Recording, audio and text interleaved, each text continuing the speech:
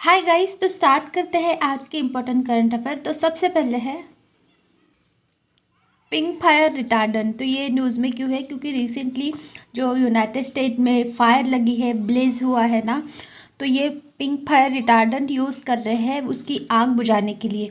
देखिए, इसमें ना कॉमनली अमोनियम पॉलीफॉस्फेट है, जो कि क्या करता है, जहाँ आग लगी रहती है वहाँ जाता है और इजीली इवेपोरेट नहीं होता, जैसे पानी जल्दी उड़ जाता है।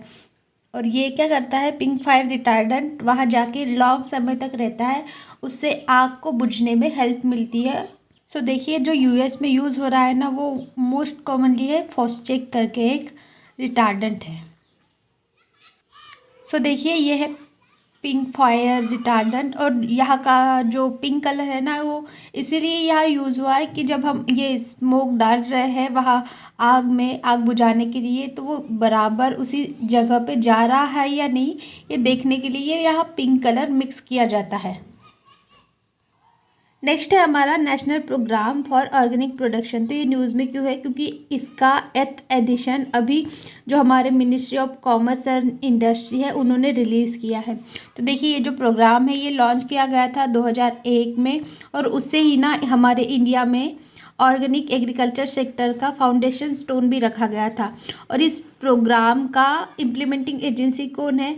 एपेडा, यानी agriculture processed food product and export development authority, और उसके साथ मिलके जो ministry of commerce and industry है, ये इम्प्लीमेंटिंग एजेंसी है इस national programme for organic production programme का। सो देखिए, इस ऑर्गेनिक प्रोग्राम के लिए ना ऐसे दो पोर्टल भी है जो लॉन्च किए गए हैं। तो पहला है ट्रेस नेट 2.0 पोर्टल, जो कि क्या करेगा, ऑनलाइन अपग्रेड करने वाला है ऑर्गेनिक ट्रीटेबिलिटी का सिस्टम।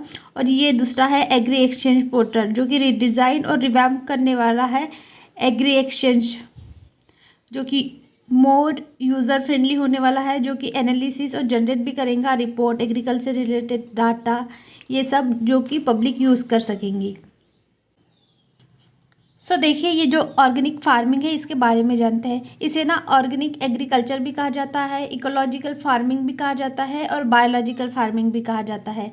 ये ऐसा एग्रीकल्चर सिस्टम रहता है जो कि ना यूज़ करता है naturally occurring non synthetic input, जैसे हो गए कंपोस्ट के manure, green manure, bone meal.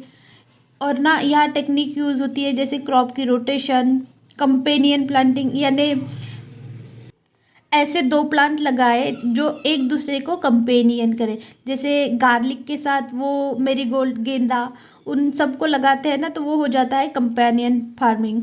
और क्या, मिक्स क्रॉपिंग, यानी गेहूँ और कोई और फसल साथ में लगाए एग्जाम्पल के लिए, ये हो जाता है मिक्स क्रॉपिंग। तो देखिए, इसके बेनिफिट क्या है। ये ना सस्टेनेबल और इको फ्रेंडली है, इम्प्रूव करता है एग्रीकल्चर की हेल्थ, और ना बहुत सारे इकोनॉमिक अपॉर्चुनिटी भी क्रिएट करता है फार्मर्स को। तो देखिए, ऑर्गेनिक स्टेट सिक्किम जो था ना, उसे यूएन का अवार्ड भी मिला है, क्योंकि इंडिया का ही नहीं बल्कि वर्ल्ड का फर्स्ट ऑर्गेनिक स्टेट है सिक्किम, इसलिए इसे यूएन का अवार्ड मिला है। नेक्स्ट है हमारा होलोंगपार गिबोन वाइल्ड लाइफ सेंचुरी। देखिए, ये न्यूज़ में क्यों है। ये है आसाम में, और न्यूज़ में इसलिए है क्योंकि जो हमारे union minister of environment, forest and climate change है, इन्होंने ना अप्रूव कर दिया है ऑयल और गैस का एक्सप्लोरेशन इस वाइल्ड लाइफ सेंचुरी में। तो अभी ये न्यूज़ में है। सो जानते हैं इसके बारे में। देखिए, ये आसाम में है, वो भी बोंगदोई रिवर पर। और देखिए, ये इंडिया की ओनली ऐसी सेंचुरी है जिसका नाम है आफ्टर द गिबोन। गिबोन क्या होते हैं? Kind of monkey. और गिबोन की पॉपुलेशन इस आसाम के होलोंगपार वाइल्ड लाइफ सेंचुरी भी बहुत ज़्यादा है, इसलिए इसका गिबोन वाइल्ड लाइफ सेंचुरी भी नाम है। सो देखिए, ये ना वेरी रिच बायोडाइवर्सिटी है इस वाइल्ड लाइफ सेंचुरी में, और ओनली एव्स भी पाए जाते हैं इंडिया के, जिसे ना हुकलॉक गिबॉन या फिर हुकलॉक भी कहते हैं।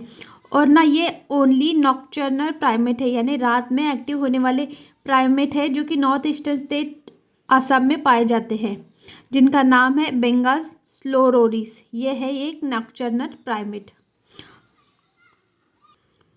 नेक्स्ट है हमारा नेथुनतीवू आइलैंड। तो ये न्यूज़ में क्यों है? क्योंकि इस आइलैंड से ना हमारे इंडिया के फिशरमैन, मछुआरे, यहाँ से जो श्रीलंकन नेवी है उन्होंने ना अरेस्ट किए हैं, तो ये न्यूज़ में है।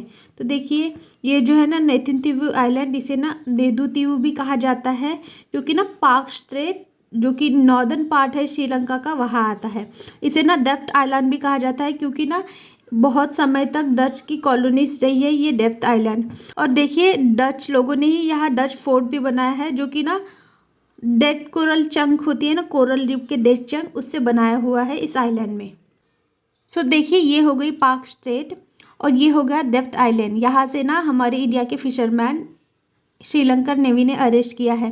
देखिए ये वाला जो एरिया हमारे इंडियन बॉर्डर का रहता है, यहाँ से फिश निकाल सकते हैं, ये अलाउ रहता है, लेकिन यहाँ दूसरे कंट्री का हो जाता है, तो इसलिए यहाँ से अरेस्ट किए गए हैं। नेक्स्ट है हमारा इंद्रावती नेशनल पार्क। तो ये न्यूज़ में क्यों है, क्योंकि यहाँ ना रिसेंटली इनकाउंटर हुआ है। उनमें से ना जो पास्ट मॉइस थे इनका इनकाउंटर हुआ है, उनमें ना 2 वुमन भी थे। तो देखिए इंद्रावती नेशनल पार्क ये ना छत्तीसगढ़ के बीजापुर डिस्ट्रिक्ट में है, जो कि इस्टेब्लिश हुआ था 1981 में। और देखिए as a tiger reserve declare हुआ था 1983 में अंडर द प्रोजेक्ट टाइगर। देखिए इस नेशनल पार्क का नेम कहाँ से आया, क्योंकि इस नेशनल पार्क के पास से ना ये इंद्रावती रिवर भी बहती है, इससे इसका नाम भी आया है इंद्रावती नेशनल पार्क। सो जानते हैं कुछ इम्पोर्टेंट फैक्ट अबाउट छत्तीसगढ़। देखिए छत्तीसगढ़ का मतलब क्या है, 36 यानी 36 गढ़ यानी फोर्ट, यहाँ 36 फोर्ट भी है। और ना छत्तीसगढ़ की बड़ी इम्पोर्टेंट ये 36 भाजियाँ भी है, ग्रीन वेजिटेबल, जो यहाँ के लोगों के लिए बहुत इम्पोर्टेंट रहती है। तो देखिए छत्तीसगढ़ फाउंड हुआ था 1 नवंबर 2000 में। ये ना एमपी से अलग किया गया था, तब ये फाउंड हुआ था। और ना ये छत्तीसगढ़ 10th और लार्जेस्ट स्टेट है छत्तीसगढ़ इंडिया का। और ना ये मेजर प्रोड्यूसर भी है एनर्जी और स्टील का। और यहाँ ना एग्रीकल्चर ये एक प्राइमरी और मेन ऑक्यूपेशन है। इसे ना राइस बॉल ऑफ इंडिया भी कहा जाता है। और यहाँ ना वेरी इंपॉर्टेंट और फेमस सिल्क है, जिसे ना कोसा सिल्क भी कहते हैं और तुषार सिल्क भी कहते हैं। कोसा सिल्क की साड़ियाँ और कपड़े यहाँ बहुत अच्छे मिलते हैं। So thank you so much guys for watching. Video अच्छा लगा होगा तो please like share subscribe and follow for more.